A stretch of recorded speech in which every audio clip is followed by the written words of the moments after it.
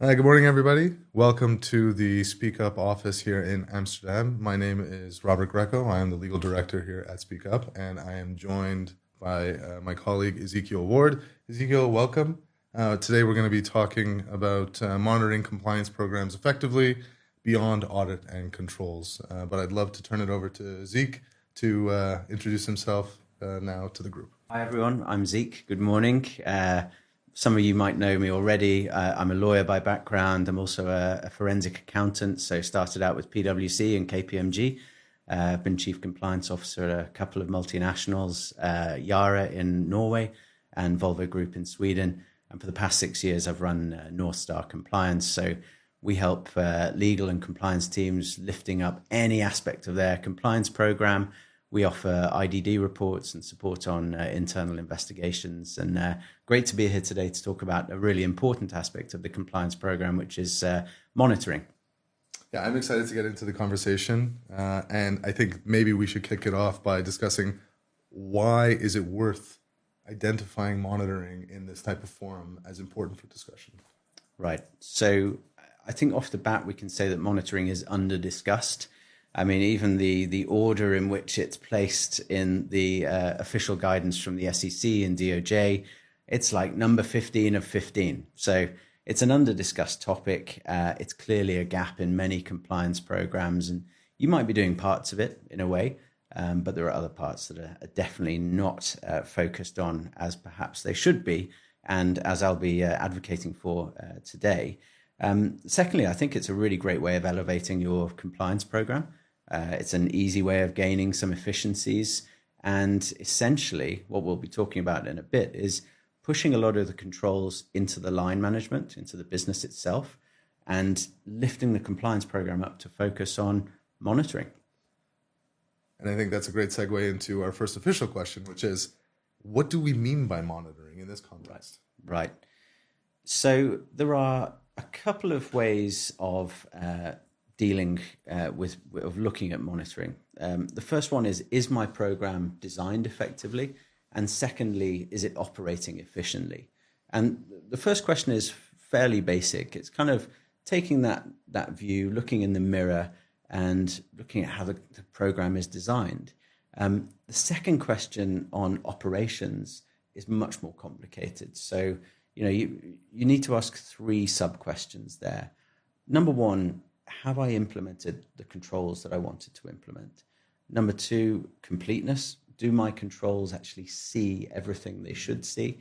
And number 3, which is the really tough one, is around quality. So trying to make sure that the controls you've got in place, which are complete across the whole organization, are actually done to a sufficient standard. So that's monitoring in a nutshell. I think we can take a couple of examples there. Whistleblowing is an obvious one, where you would want to look at the design of the program, what policies and procedures you want to have in place, what's the ambition for those, what's the ambition for the tools, what are the risks, what are the legal and regulatory expectations, and just looking at all of those factors and saying, have we designed a whistleblowing function that is fit for purpose? And then to move on to the second question, you'd say, okay, so that's the ambition state. What do I think about how that operates in reality and day to day? So that first question that we talked about, have I implemented controls? Look at the tool. Is it implemented properly? Are there controls within that tool that you really need to be working well? So segregation of duty, access rights, privacy and security, all of those sorts of things. So is it actually implemented? And you could look at implementation from a much broader perspective as well. You could start thinking about tone at the top and public statements on the importance of speak up for employees and for the culture of an organization. Then moving on to completeness, the question is, have you implemented that control everywhere? Does it see everything? So is the whistleblowing tool actually reaching all parts of the organization? And the really hard bit at the end is quality. So looking at probably some individual cases, maybe on a sample basis, and saying, okay, did that come in the right way as we wanted it to? Was the report clear enough as we would like a reporter to or a whistleblower to approach us in that kind of manner? And how did we deal with it? Did we meet the requirements from the law, from the EU whistleblowing directive, for example? Did we handle and assign the case the way we wanted to? And then I always talk about closing the loop, but did we take the lessons and learn from the case as we should have done as an organization? So for me, that's some shape of monitoring as I would define it. I think that sets the table really excellently for the balance of the conversation. But if I could, I'd love to ask a few follow-on questions on two of the elements, Sure. specifically around completeness and quality, because I think that everybody in a compliance function is looking to build a fit-for-purpose policy and program, but sometimes it's a little bit challenging to understand what the broadest reaches of your organization needs in order for it to be fit for purpose. So from a completeness standpoint, where do you think blind spots are easiest to arise? And as a follow-on to that, when you are assessing quality in something that doesn't necessarily get measured easily through a standard KPI, the way that perhaps you could identify how marketing engagement is working or whether or not a sales organization is meeting their numbers. Yeah. So how would you give, what would you give to compliance leaders as a frame of reference to consider how to always be striving for better completeness and higher quality? Yeah, so on the completeness point, you've got to look at what your business actually does in terms of business lines, in terms of products, in terms of geographical spread, and essentially check through that, okay, we do reach all of those. There might be blind spots that are there by design. I mean, a joint venture might be an area that you can't reach into, but if you're going to make proclamations on, well, we take whistleblowing very seriously, then that's also got to be taken seriously in that joint venture. So although it might be a blind spot for the tool, just making sure that it is covered by someone somehow is really, really important. So completeness on all those metrics can be obtained. Quality is so difficult that, you've got to, I think, take samples. And there are a few ways in which you're going to be able to adopt a data-driven approach for this. You will have some metrics on case intake, substantiation rates, handling times, those sorts of things. But I think to really get into why or whether a report has been well handled according to the process you've designed, you're going to have to go into those cases. And an area that if I were a chief compliance officer in a multinational, again, I would be really focusing on would be something like retaliation, because it's such a legal risk. It's such an exposure for an organization. And it's such a, dare I say, a moral duty to take care of that risk, that you need to go into those individual cases and as the CCO really understand, why is this occurring? What can we do to prevent that from happening again? And on that point, and I know that sometimes in data-driven organizations and in an increasingly data-driven society, we sometimes shy away from subjective analysis. Right. In this context, do you think that subjective analysis still plays a role so that you can drive quality into sort of the furthest reaches of the organization and to assess that quality and to be able to communicate how successful you've been throughout your organization? Yeah, so I think subjective analysis is really important, and we're not talking about anecdotes. Right. We're moving beyond that into real analysis. And one of the ways in which it's valuable, I think, is that you, when you're doing this monitoring exercise, is that you're reaching into a very unique case and a unique set of circumstances where actually it deserves that kind of substantive and subjective analysis.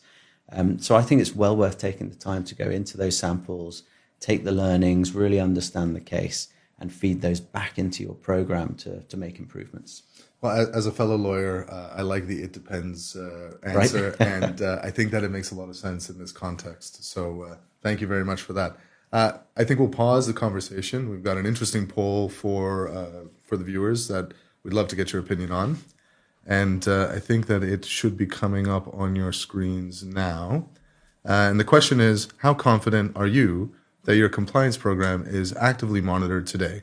And then we have a number of points here on very confident, somewhat confident, not confident, or just not sure at all.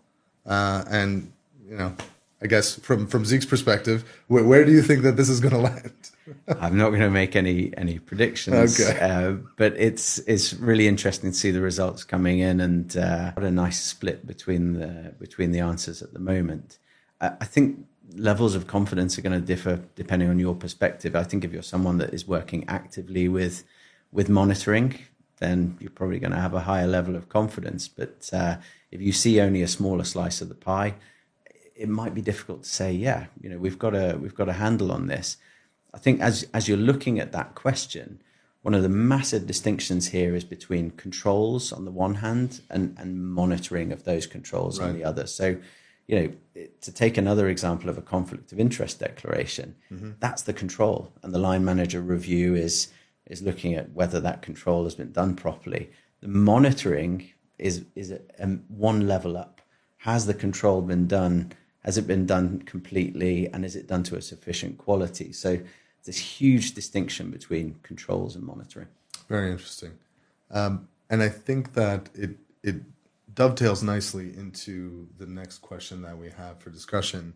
And perhaps it can be tied into the confidence responses that we've received. Right. In that if we are making if we're positing a thesis that confidence may be tied to monitoring, why is monitoring overlooked if perhaps we don't have the strength of confidence that our compliance program is working? Yeah, I think monitoring is overlooked for a few equally valid reasons. And number one, just talking about controls and monitoring, I think we get bogged down in implementation much of the time. I think there's so much to do, there's so much in the day-to-day that we want to focus on, that monitoring sort of takes a back seat. So that day-to-day work of training, of case handling, of investigations, that all takes over. I think secondly, there are some misunderstandings, and certainly when I started out as a CCO, I said to myself, okay, monitoring, right at the end, element number 15, I'll not take a strong view on it. And by the way, we have an internal audit department, and that's enough. And, I think today, categorically, that's not enough. Yes, internal audit plays a role, but it's very much in that third line. Compliance is almost always a second line function, and compliance itself has to look in the mirror and say, is my program designed effectively? Is it operating efficiently? So there's that misunderstanding is a clear second point. Can I stop you there? Absolutely. Ask a question. Sure. So do you feel as though in many compliance programs and organizations that there's an over-reliance on an internal audit function to play that monitoring role, when internal audit isn't necessarily focused on monitoring compliance outcomes specifically? Right. So I think internal audit has a lot of different priorities, a lot of strategic level priorities from the board of directors. And it's going to be very, very difficult for internal audit to take that kind of expert view on the compliance program that the compliance officers themselves can take. They probably have some access to other data, which is nice to kind of complement your own monitoring activities. But I would say the right people to do the job of monitoring sit within the compliance function. Excellent. Yeah. Oh, thank you. And just to move on to another reason why this might be overlooked is that I don't think regulators are particularly focused on it. If you read the guidance from the UK Ministry of Justice or the SEC and the DOJ, they're rather high level kind of principles and outcomes focused guidances. The one which does catch the eye is on sapin 2 from the AFA in France. At least that guidance does make a distinction between the design of the program and how it's operating. Of course, it could go a lot deeper, but I think the French guidance is quite impressive in that regard. And why do you think that France specifically has focused on that differentiation and trying to bring a little bit more specificity to the understanding of what monitoring could be? Yeah, I think France took maybe a little bit more time over bringing these regulations into play, and certainly took a lot of criticism and had to field a lot of foreign enforcement of large multinationals for that. But the legislative framework and the guidance which has come in in my view, is fairly robust. It's certainly perhaps a more academic approach to anti-corruption compliance programs, and is overall quite impressive. I mean, the fact that the regulator will come and check and actually have that direct discussion with large companies about how the program is being implemented, I think is deeply impressive. And I was lucky enough to field one of the very first reviews in that regard from the AFA. So I think they've taken their time and they've got a really solid approach. And from the perspective of this being still a very academic exercise in the creation of these regulations, do you anticipate that perhaps the AFA's approach could form the basis of some kind of broader EU regulation? Or do you think that perhaps because it may be slightly too academic in this early stage, that some additional insight from commercial operation and entities will come in and perhaps steer the eventual European regulation in a slightly different direction? You definitely see that difference in approach between the jurisdictions, and France sits roughly alone in its approach for a reason. It is more time consuming to do it that way.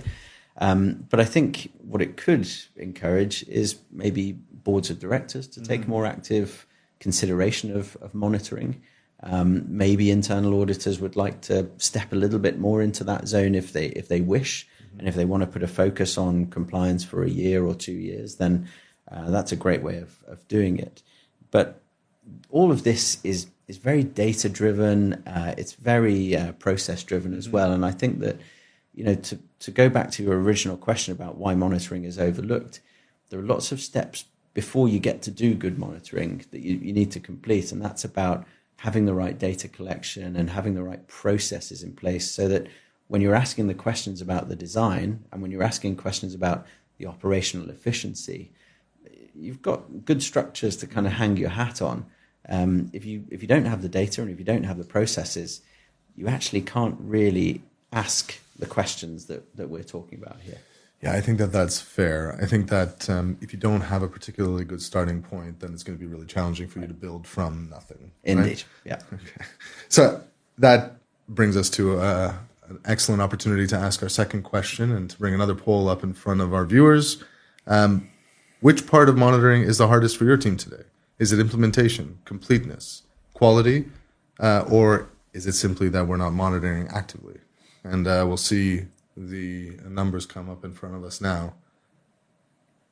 And we had excellent participation in the first poll, and the feedback is extremely helpful to guide us as to where to take the conversation next, both during this webinar and also in future webinars when we hope to host Zeke again in our offices. Fantastic. Well, you can see a really good response again to this one.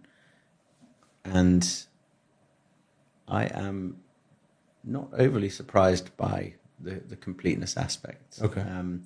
Quality is very, very hard to achieve in terms of not having data-driven ways of getting insights there. But completeness is difficult, especially in, say, a decentralized organization. Yeah. Very, very hard to say, I'm going to reach everyone if, maybe even the ERP system isn't centralized. Then you've got some more basic problems to handle before you get onto really good completeness of monitoring. Yeah, and I think that the decentralization issue is something that a number of our viewers are likely faced with, considering that we have a number of multinational organizations that are joining us today, and it's not always possible to know everything that's happening everywhere. And certainly, and I think we'll get into it a little bit later in the conversation, having people in the business that are acting almost as a first line of defense is going to be key in order for you to drive the efficacy of any program. Right. Certainly one, if you're working for an entity that's operating in 80 or 90 different jurisdictions. Totally. So I think to that point, another example is really helpful around conflicts of interest. Getting employees to complete the declaration, and depending on your scope, getting everyone in scope to complete the declaration is hard. Yeah, definitely. Right? You just look at e-learning completion rates. If you get to 90, that's pretty good. So with conflicts of interest, ideally you want to get to 100% of your scope, and very, very challenging to achieve that. And do you think that it's challenging to achieve that because it's challenging to identify the value that it brings to the organization and to comprehensively explain that to people in various jurisdictions where culturally perhaps things may work a little bit differently? Or is there some other element where you see organizations are failing to really push that culture through? Yeah, there are loads of reasons why you're not able to reach into certain parts of the organization. Just a sheer physical distance away from them, organizational distance, and kind of a separate feeling of a separate entity or organization within that part of the multinational. But there could be all sorts of reasons why, for example, people don't want to fill in a conflicts of interest declaration form because they have a conflict. Because they have a conflict, yeah. Or because they feel like, okay, that's too much. You're reaching into some topics there which are really difficult for me to talk about in the workplace. So conflicts are all about your family, friends, close associates, and that's where the conflict comes from. A business has many rights to try to control those conflicts, but it by no means is a sort of seal of approval to do what you want with the employee's conflict of interest. Certainly, and I think it's very challenging to get your arms around it, and every sort of additional 10 or 20,000 employees you add to that list, it just becomes that much more complicated and myriad of a problem to solve. But bringing us back to the broader conversation, thank you again for all of your responses to the poll. We've touched on it a little bit, but maybe we can get deeper into the issue of why monitoring matters ultimately. Sure.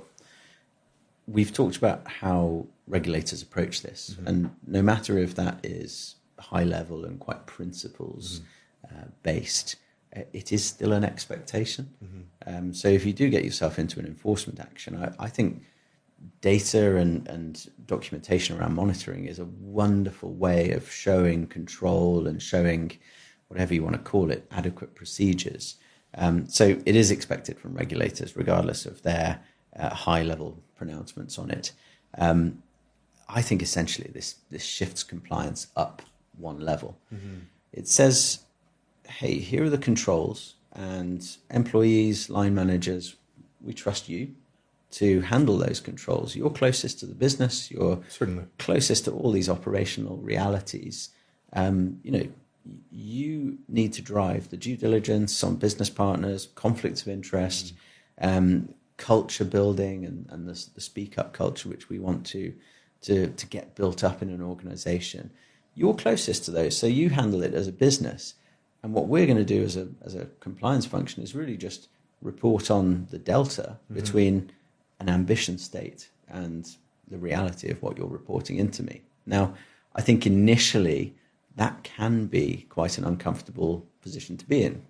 If you think about going to the board of directors and saying, okay, so we set a policy, we set this ambition state, and we've said in that policy it's the line management's responsibility. And here's the reality. Here's the monitoring results. Only 20% has been completed. I think there has to be a maturity from the board and from the compliance function to say, okay, well, it was the line management's responsibility. Thank you very much for reporting in these statistics, and we hope to see an improvement next time, and lend their support as a board to getting this driven through. So if you've got a supportive board, I think that approach can really, really work well, at the same time as keeping the compliance organization quite lean. It doesn't take too many resources if you're going to put the controls into the line management and monitor them. There are 100 different conversations we can have about whether that is plausible, realistic, what the reaction of the business is going to be, what the reaction of the board is going to be. But those are other conversations. I think the theoretical design of that approach, controls in the line and monitoring by compliance, is a really, really sound starting point. And what sort of experience, positive or negative, have you had in either implementing this theoretical design or advising your clients in your consulting practice to implement this type of theoretical design? Look, I think if you get the design right, I think this is perfectly workable. Okay. So one of the things is to make sure that you road test and calibrate your ambition state, and maybe phase it in over time.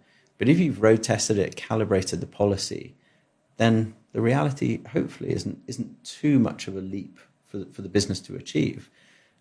Some examples would be on conflicts of interest, where we've taken a risk-based approach and said everyone above a certain level, everyone in this risk-exposed function, such as procurement, Definitely. they can complete conflicts of interest declarations. That's workable. Yeah. I think that's realistic. If you take the approach of, okay, everyone's going to do it and they're going to do it every 6 months, Right. then we're going to have huge deltas. You're going to have great big pushback from the line organization, and it's unworkable. Yeah, and I think that's the part where maybe it becomes challenging for me to see the efficacy of that approach, because if you're working with a line that is very focused on driving value for the organization in a specific fashion, oftentimes any additional element or piece of work that they're expected to do that isn't directly related to driving that value is seen as something that is not really worth taking on. Yeah. So how is it that we can show the value for the organization as a whole, and by extension, how that value then comes back to each line? I would say start with one topic. So if you're going to adopt this monitoring approach, start with something that's really tangible. I think conflicts of interest are a good one. Whistleblowing is another good one. But if you can demonstrate the value of the conversation using this monitoring approach in conflicts of interest, then you can expand it over time to other areas of your program. And conflicts are really, really damaging things. They're often a risk on which we have little data in many organizations. So it's a great starting point, because it also slowly lifts the lid on a can of worms that does need dealing with. And as I say, it's tangible enough that leaders are going to see the value. You're going to have way better conversations with those leaders after getting into this monitoring approach. And if you can play out how those conversations go before and after a monitoring approach, beforehand it goes something like, hey, conflicts of interest, we think they're a risk, we think they might be a risk in these parts of the organization. Maybe we've seen one or two cases. It's not particularly data driven. It's a little bit kind of theoretical. Right. After monitoring, you're saying, okay, we scoped out 700 employees, all of them completed a conflict of interest declaration form. We had 30 high-risk declarations. They were all focused on this process or this part of the business. Therefore, we're going to throw an absolute load of effort next year on training that part of the organization. How much more concrete is that? And all of that is enabled by a robust monitoring approach. And I would imagine that needs to very much be underpinned by a tone from the top. And that top has to be at the C-suite level and the board.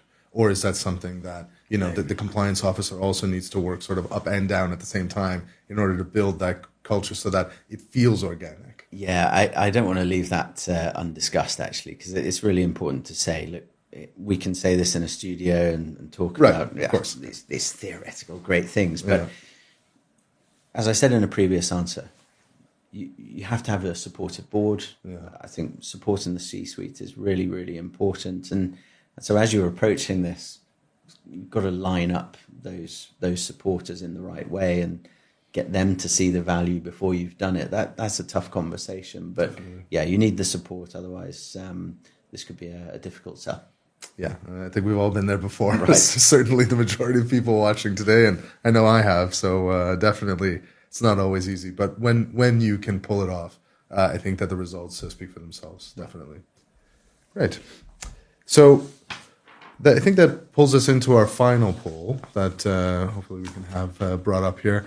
And it's a question on where is monitoring most needed in your programs today. Is it whistleblowing? We've talked quite a bit about conflict of interest as well. Is it general training? Is it case handling? Third-party due diligence? Broader program oversight, just generally? Or are you not really sure yet where you need to be focusing for the future? Yeah. And it could be that some programs need that helicopter view first of all before they dive into a particular topic. All the forms here are, I would say, equally valid starting points as well. If you were thinking about taking that kind of phased approach, or building up the idea of moving into a monitoring approach with your stakeholders. So what would be the bedrock for you if you were starting in an organization, there was no real program in place? Could be a small organization, could be a large organization that maybe didn't prioritize this. Yeah.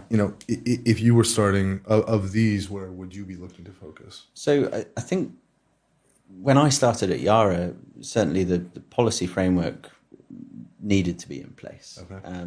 There was an ethics handbook.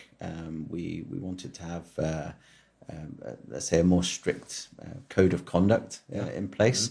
And so getting that there, getting the policies around that code of conduct, really important. And just a small tangent on that, my own sort of dislike of multiple policies and procedures is quite strong.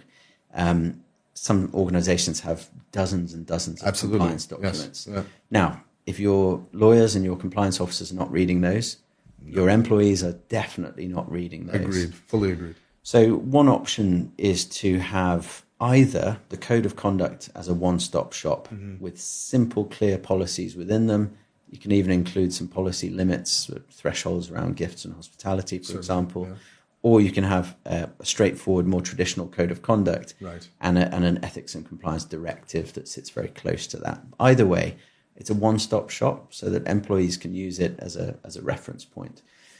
So your policies are probably that first starting point. And then I think the risk assessment, I mean, you're essentially following those 15 elements of a compliance program that we see in lots of guidance. And you're getting the culture and the tone at the top, you're getting the risk assessment in place, and then you're looking at, well, what kind of policies and procedures should I put in place here as well? So those are some of the foundations.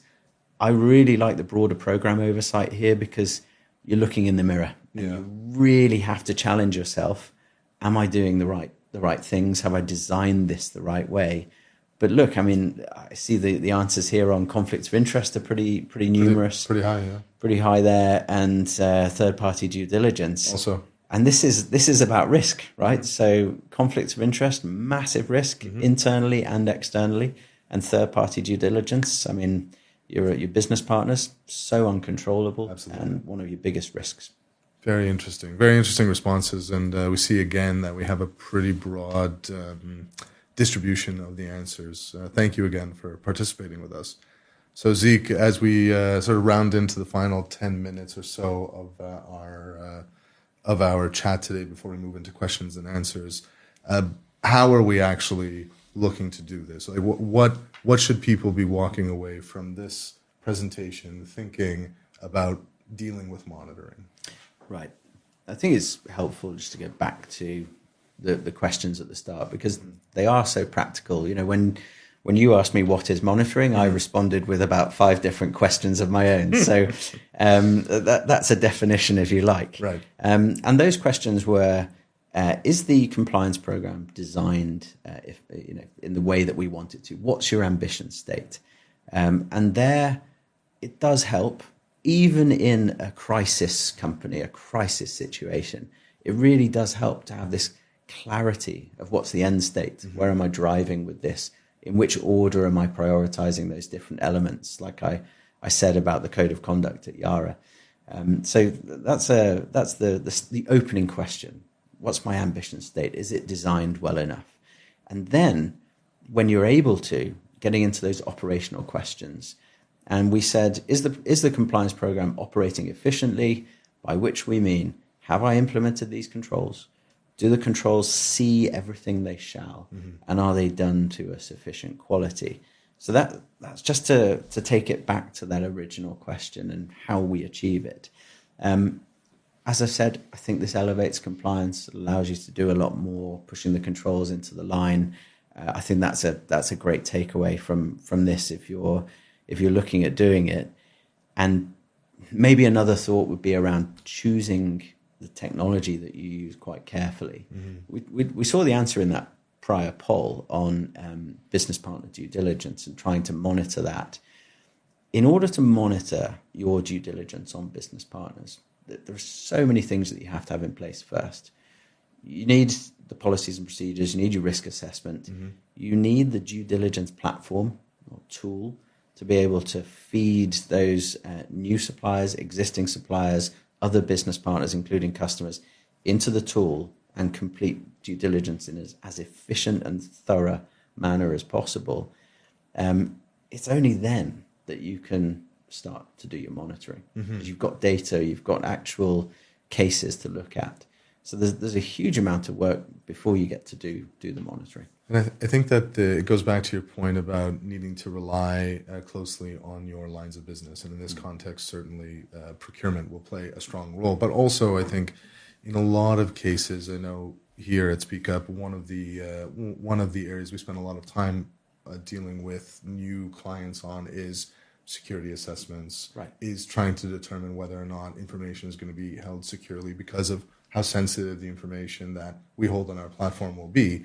Yeah.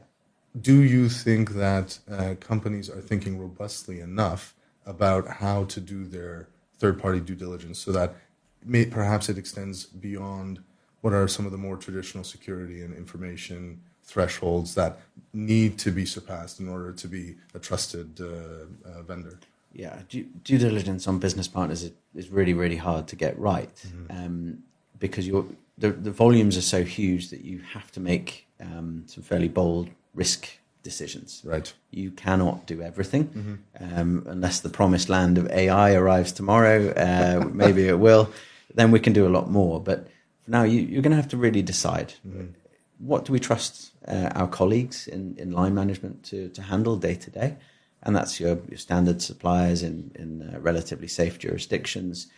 And then what are the thresholds on which I actually do some due diligence? Obviously, first on any compliance officer's lists, all intermediaries, any agents, any commission earners, maybe dealers and distributors. Those go in there. High-risk jurisdictions, thresholds monetary-wise, and then known red flags. And that can be anything from unusual payment requests to some unclear findings in the course of handling that business partner's onboarding. So those are the triggers. And then, as I've said, getting the system in place, getting that right is really, really hard. To all of the other questions around security, privacy, it's got to be baked into a tool. And some of the tools out there are fantastic at handling that, so that the compliance officers and general counsel and their team can focus on what they're really, really good at. Is there anything else that you feel would be valid for the conversation here before we turn it over to question and answer? Yeah, I mean, just thinking out loud now about how you might use complementary data sets that are out there in your organization. Yeah. If you're going to do monitoring, don't limit yourself to the data that you collect yourselves. I mean, why not look to the finance function? If you've got an ICFR or internal controls function, use them. I mean, for example, if you find fraud is being reported through your whistleblowing hotline, question whether it's also being picked up by financial controls. If not, why not? And then flip that question around. If the internal controls are suggesting that there's a risk or an indication of fraud in a part of the organization, why isn't anyone talking about it either within line management or through the Speak Up tools? And that's a great example of monitoring working both ways, improving the financial controls and improving your Speak Up culture. And in order to align those two programs that potentially run in parallel but need to find a perpendicular crossing, right? How does one in a compliance officer role sort of bridge those two spaces? A lot on personalities. Okay. I think putting politics aside, putting any kind of hierarchical thoughts as I say, politics aside, and just focusing on the subject matter and making it work right. I mean, there are going to be loads of intersections between compliance and other teams, and that's why there are so many of these sorts of webinars where we talk about, what should the right positioning be? What's the relationship between legal and compliance and audit, compliance and finance? Yeah, that comes up all of the time. And I think all of that has to be put to one side and just say, what's the risk? How can we handle it in terms of policies and procedures, in terms of systems and processes, and then getting eventually to this great tool that we've got in front of us of monitoring. That's a really much more comfortable place to sit for lots of compliance teams. I love that you use the term politics, because I think that it's an elephant that sits in a lot of rooms that we don't necessarily talk about in the context of operating a compliance team or operating a legal team. Right. And oftentimes there are fiefdoms that do arise in any large-scale organization where it can be challenging for that intersection to arise in an organic fashion. Yeah. So in your experience, what are some of the ways from a compliance officer standpoint that you can actively work to create more opportunity for that intersection so that you don't need to rely on it in an emergency situation, but rather that it's happening on an ongoing basis? And the closing of your question is really, really important. So laying up all of these things, all of these good relationships before something happens, because you can't build a friendship or a good level of trust if you're in the middle of a crisis. It's really difficult to do that. So why not build it up way in advance? Have nice, easy conversations about, hey, what's your view on this? What's your view on that? How would you approach this area of risk? And I think in doing that, you build that level of comfort and trust to demonstrate to one another that, okay, we probably think quite alike on this. And if we don't think alike, we know where the points of friction are going to be, and we can carefully steer around them if something bad does happen. I think the proactive approach in so many situations is the best way to go, and it's the way to really build a resilient organization to deal with invariably the issues that will arise and will challenge all aspects of risk within your organization. So I think that we're going to move into the question and answer period of our presentation, and we do have a question now from Sana. Do you have advice on what tool you use for third-party due diligence? And this is now where Zeke gets to plug, and he gets a commission, and then he has to also disclose conflict of interest. It's perfect. It works really well for our presentation. I'd like to declare multiple conflicts of interest on this point. Look, I wouldn't like to make sort of public pronouncements on exactly which tools. There are some great ones out there, and there are some less good tools on the market. I think some of the newer tools have a great benefit over legacy tools in that they're not hindered by legacy ways of working. They've been able to develop completely fresh. And I know that some of the older platforms have actually taken the time to rebuild from scratch all of their processes and their workflows. I think when it's coming to third-party due diligence tools, you've got to start your process right. And a lot of people start with kind of looking at what the tools can do. And actually, you need to go one step back. Do you have your policy clear? Exactly what is going to go into that tool? What is your understanding and definition of an agent or an intermediary, for example? What's your understanding of which suppliers do we want to do a serious level of due diligence on? So getting that policy in place is one thing. And then having your own view of the workflows within the tool. And it doesn't have to be complicated. Just set it out on a piece of paper of this person is the one who actually accesses the tool. This person is the one who completes the intake form. Now, already just in those first two blocks of the workflow, you start to see some questions. Okay, if they're going to access the tool, do they have access? Is it a web-based platform? Is it some kind of app?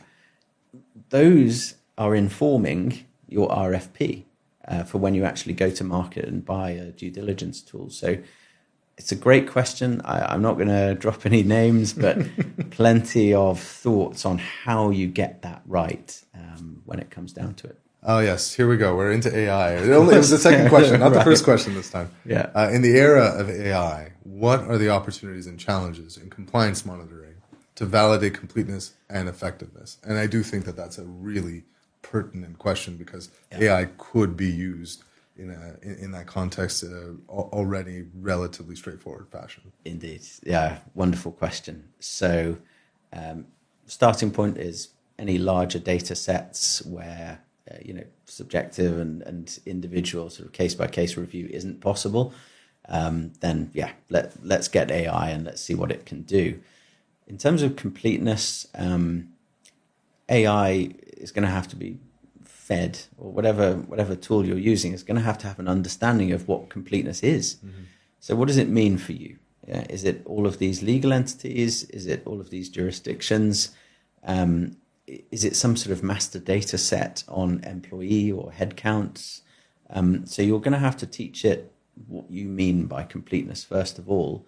But if you can do that effectively, I think it's a great question to ask an AI tool. Mm-hmm. What you're probably more talking about here, though, is automated analytics rather than AI. I don't know exactly the ins and outs or the nuances of this question, but you can automate lots of analytics to get comfort over completeness. Mm-hmm. And certainly, we mentioned the headcount one. You can have a constant check on the master data from HR versus a control which is to be applied to every single employee, like a conflict of interest declaration, for example. You can have that running every second of every day. The harder one is around quality and effectiveness. I mean, AI could take a view on it. Again, you're going to have to teach it what that means, what is high quality. Some of the automations you can do around that, very simply put, things like character counts. I've seen answers to conflict of interest questions where we say, look, if I've asked you for the name of the equities which you've bought, when you bought them, their value at that date, then the ISIN number, for example. If I ask for that and you've answered in fewer than 10 characters, then I know your answer is not complete. So there's my first priority list. I just take all the answers with fewer than 10 characters. So there's some automated ways of doing this as well. In short, I think we're talking about automated analytics a lot more than we realize. And when it's AI, we need to teach it what we mean by completeness and effectiveness. We have a question from Michael. How can compliance teams get the board more involved or interested in monitoring without overwhelming them? Right. It's a great question because sometimes you have all of 30 seconds to get them involved. Right. Right. So I think that you can present this as a more simple way of viewing the compliance program. Let's imagine you've got 15 elements in your compliance program, everything from tone at the top to due diligence, other controls, and monitoring as element number 15. I think what you could do is say, okay, we're not going to go into the absolute detail of every single element. Instead, I'll just present you with the delta for each element. What was the ambition state? Very simply put, 1 or 2 sentences. Maybe you can put some data on that. Maybe there's a numerical KPI such as 100% of active business partners have a valid approved due diligence in place. Mm-hmm. There's an easy ambition state, right? And then put the reality next to that. And the board, instead of being overwhelmed, might find that extremely refreshing. It's better than traffic lights. You're not saying, well, this is good, okay, or bad. You're actually saying, well, here's the KPI and here's the reality. Mm-hmm. The delta is, let's imagine 40%. Okay, what should we do about this as an organization? And hopefully, the president, usually the CEO, often sitting in the board itself, is going to say, I want that delta to be closed very, very quickly. So I don't know that I've ever sat with somebody who identified an issue with the traffic light presentation style in the way that I also have a problem with the traffic light presentation style. Yeah. I think that it's definitely overdone. And this is a really wonderful way to rethink how to present that. And certainly after the entirety of our conversation, I think that everybody here has come to expect that you're only providing the group with very thoughtful insight into the space. So thank you very much, Zeke, for joining us today. I wish that we had time for some additional questions, but unfortunately, this brings us to the end of our presentation for today. we would very much like to receive feedback from all of our viewers today, and if at all possible, provide us insight into how we can bring you additional topics of information that are going to be pertinent to your business, but also how we can improve and how we can somehow get Zeke to come and join us again for another conversation. If you are providing us with feedback, we would be happy to provide you with a recording of today's webinar so that you can take that with you and refer back to Zeke's comments. We would also invite you to visit speakup.com for all of our up-to-date content across multiple platforms. Again, my name is Robert Greco. I'm the legal director here for Speak Up, and I thoroughly enjoyed our conversation with Ezekiel Ward. Thank you again, Zeke. And we look forward to seeing you all again, and certainly Zeke again in the near future. Thanks for having me.